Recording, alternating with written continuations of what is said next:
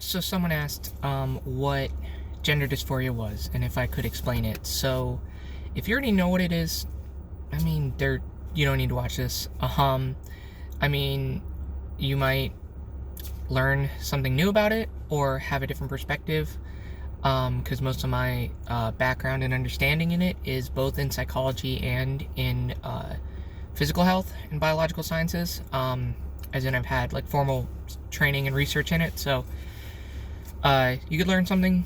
If not, feel free to keep on scrolling. But yeah, so I have gender dysphoria, and what it is that officially it's a diagnosis in the American Psychiatric Association, DSM-5 it's called. It's a manual of diagnostic medicine for psychological disorders, and essentially it says that the person that suffers from gender dysphoria has some sort of incongruency between their gender and the body that they're born in. And that's a very, very grotesque, for lack of a better word, simplified version of it. So essentially what it's saying, like, about me is that I was born with a typical male body, and actually my gender and personality and identity is female. So to understand gender dysphoria a little better, you have sex and then you have gender identity. Gender identity is not just a social construct, and sex is not biological fact. There's probably been some alarms in someone's head when I said those things. That's because it's not as simple as that. Gender identity is not a social construct. It is a biological and psychological phenomena. You are born with a gender identity. A gender binary, as in the traditional male-female roles, are social constructs. So society has said this is male and this is female traits and has given it names. But as a human being, biologically, you are born in some way or another with a gender identity inherent in you. And that means that you don't choose your gender identity any more than you choose your pair of pants that you wear. I could try as hard as I want to fit into a size 00, no matter how much society, my parents, doctors, whoever says that I can fit in a size 00 jean. They said, nope, you can do it. Everything here is explaining why and how you can fit into these pair of jeans. I can't. Whereas I also can't fit into like a XXL size pair of pants. I fit into a size 8 pair of jeans. That is my size. I don't choose my size. Sure, it can fluctuate a little bit, but I don't choose what size pair of jeans I have any more than I choose my gender identity. You're not shopping for it at the store, and no matter how much you want, if you try to take a gender identity that doesn't fit you and try to make it stick, you're just not going to get into those pair of jeans. So, no matter how hard I tried, I was not able to make the male gender identity stick because that was not my size. That was not my identity. So, then what about sex? Sex is not scientific fact. In fact, there's no such thing as scientific fact. Facts are commonly agreed upon truths, as in you, me, and all of the scientists, or the vast majority, have said yes. Gravity exists. It is inherent in everywhere we are, and it is a force that we can measure. Well, we can measure the effects of it. That could change. Before Isaac Newton discovered gravity, gravity wasn't a thing. Even though it was still here, people didn't know what it was. It was a fact, a scientific fact, in the about 2,000 years ago, that the Earth, or the sun, revolved around the Earth. What actually happens is that the Earth revolves around the sun. And there were a lot of really smart scientists that were either excommunicated, murdered, or silenced because they were speaking out against this, saying, no, the facts don't hold up. The information, the data does not hold up to what you're claiming is true. And everyone else in power was saying, no, these are facts. Here's all the research. Well, your research is flawed. Doesn't matter. So we, as human beings, have also created this idea of sex, biological sex. I've never found a definition that holds up, because you can't just simplify it saying, the traditional one is saying, whatever genitalia you're born with, whether it's a penis or a vagina, that's your sex. Nope, because we have intersex, which those are people that are born with, traditionally are born with some sort of difference. Like if you have one extreme is male genitalia, the other extreme is female genitalia, they're somewhere in the middle. And we've done studies on people that have this developmental part of their biology. And so we know that there's not just male and female, there's an in-between. So that means that there is variation, but we still can't even accept that intersex is a common term. And so sex is not biological fact. The only fact about it is that there's a lot we don't know, and there's a lot where we assume about it. We assume that whatever genitalia you're born with is a determinant of your gender identity.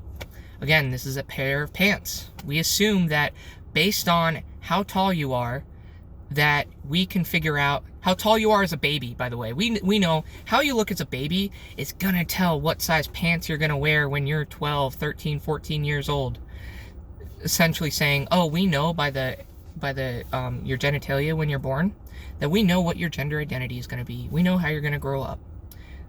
It's not how it works. I would love to sit here and tell you that, like, oh yeah, from a very young age, I was super empowered and knew exactly who I was, and that I, embraced my identity. Even today, I have surgery in 3 days.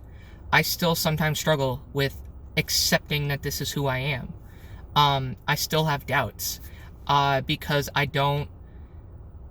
there's a lot I don't know, but there's a lot I know as well. And I know that trying to fit on the male pair of pants, essentially, trying to fill that male role, just never was worked, ever, at all. There was no comfortability, there was nothing there. If anything, it was suffocating, it was harmful. I did everything I could to try to prove to myself that I was male. Like, here, your identity is just wrong, your thoughts are wrong, here, you just need to, find your awakening, or whatever, hoping I would get an epiphany. But the reality is that it never came. And yet, now, as I have transitioned, and I'm living as my true gender identity,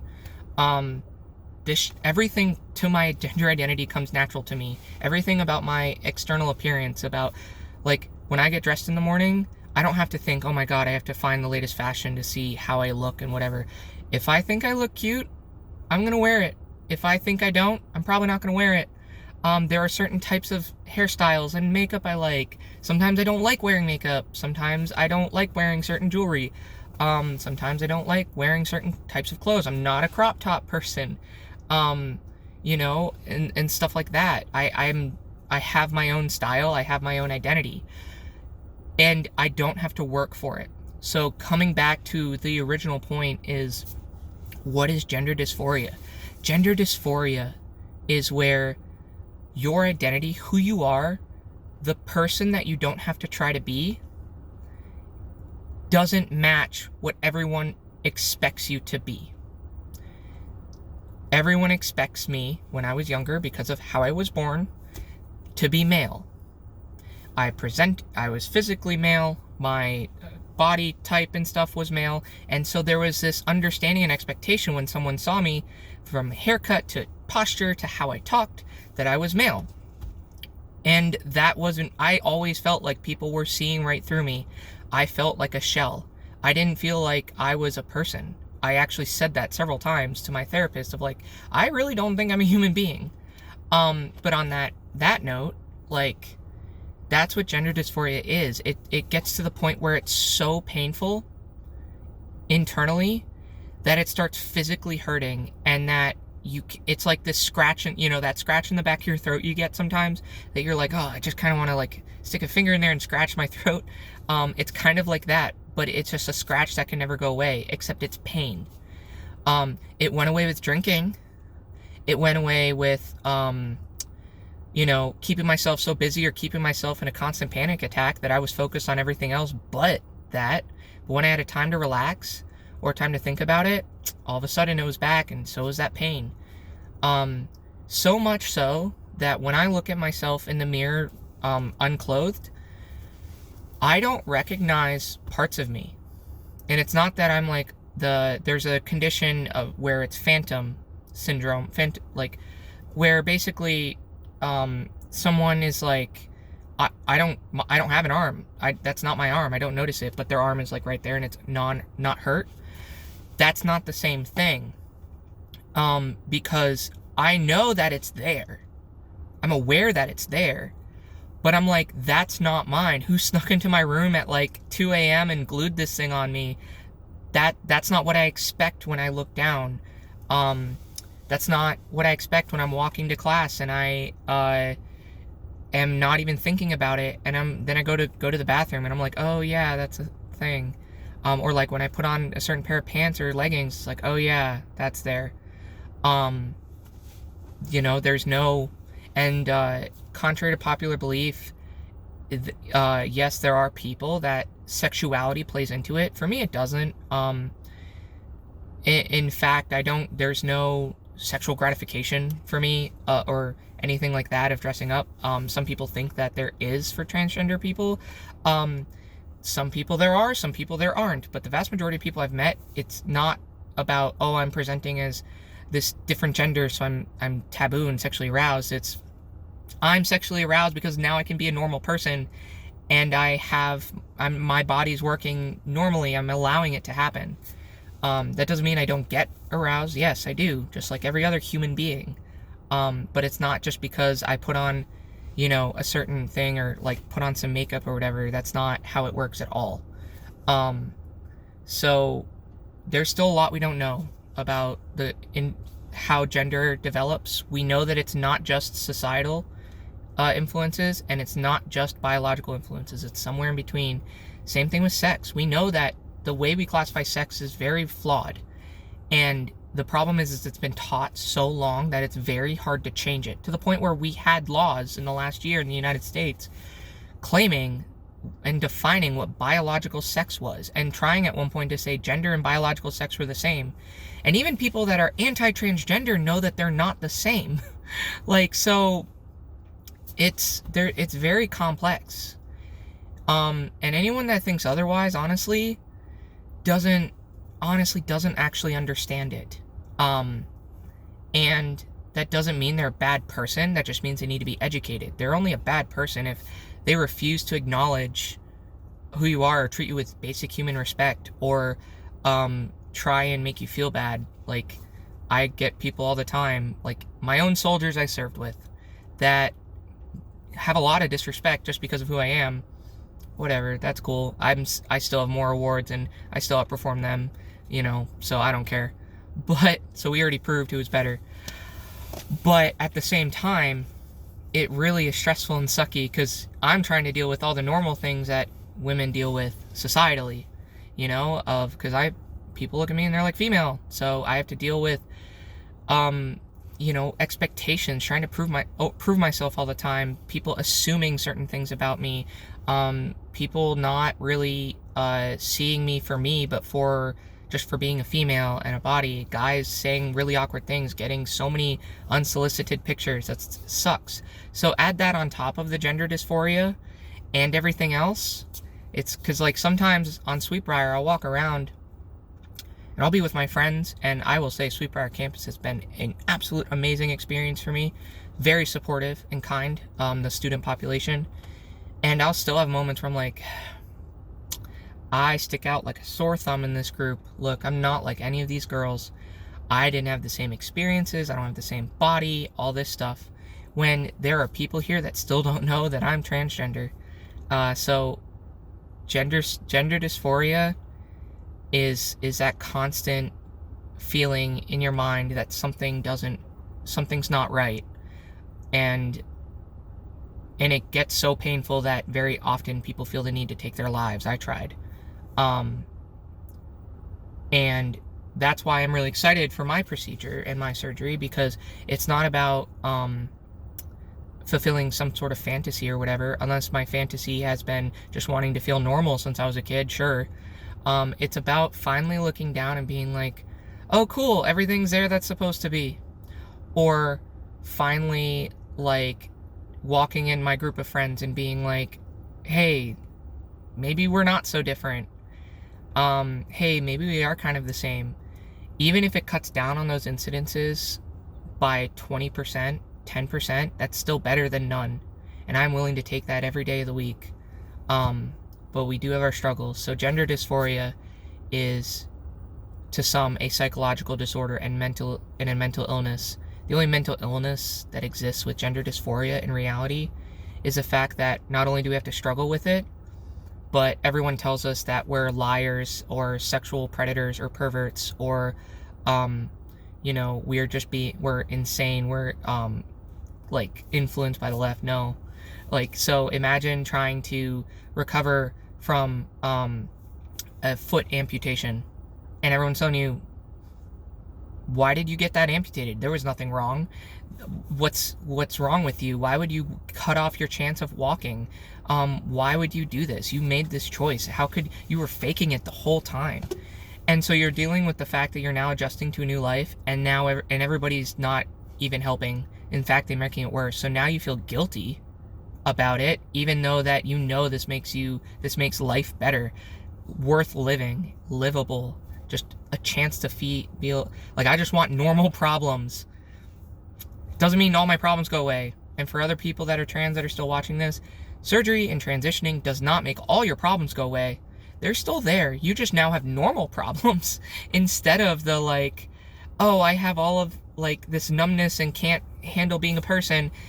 And now it's like, cool, now you can feel all of the normal problems like body dysmorphia and eating disorders and doubt and, self-confidence and self-esteem issues. Still got to work through that. It's a struggle. But that's why make sure you surround yourself with good people. So yeah, coming to a close, what's gender dysphoria? Gender dysphoria is a really shitty biological phenomena that no one has a choice in the matter. The only choice in the matter is if you're going to get it treated or not, and if you're going to try and support somebody that's struggling through it. It's that simple. Would you tell somebody that that tried to commit suicide that they should feel guilty for feeling that way, that they're just making it up, that they're lying? If you would, that kind of says something about you. So why would you tell somebody with gender dysphoria who's transgender that they're mentally ill, that they have all of these problems, that they're faking it, that it's not real, that it's all a myth? Who would willingly choose to go through all this bullshit and all this discrimination just to dress up? I can do that at home. So yeah. If you have any other questions, let me know or want me to explain more. I know I'm gonna have people that are gonna try to, one phrase, oh, you're wrong, this is actually this. And some will actually try to like show some scientific evidence. Most of the I try to keep up on it. Most of the scientific evidence that's been scientific evidence and research papers that have been produced are inherently flawed in many ways, even the ones proving transgenderism.